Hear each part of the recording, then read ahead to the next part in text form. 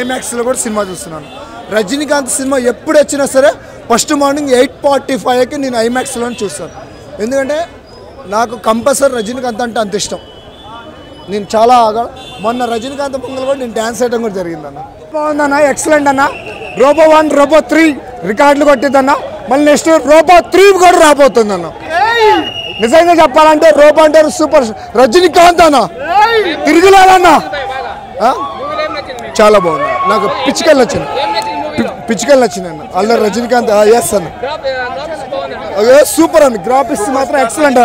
నిజంగా చెప్పాలంటే అంత గ్రాఫిక్స్ అంత హైలైట్ గా చేయాలంటే శంకర్ గారు అన్న, ఎక్సలెంట్ అన్న, సూపర్ సూపర్.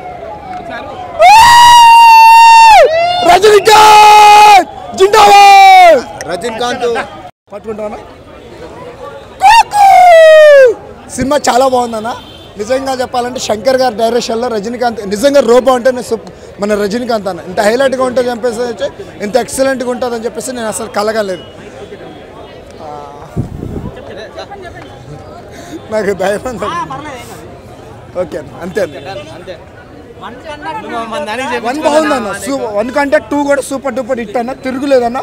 నిజం చెప్పాలంటే 5 కోట్ల రికార్డు గ్యారంటీ సాధించారు. ఇంతకుముందు బాహుబలి 2000 కోట్లు సాధించింది, ఇది 5000 రికార్డు.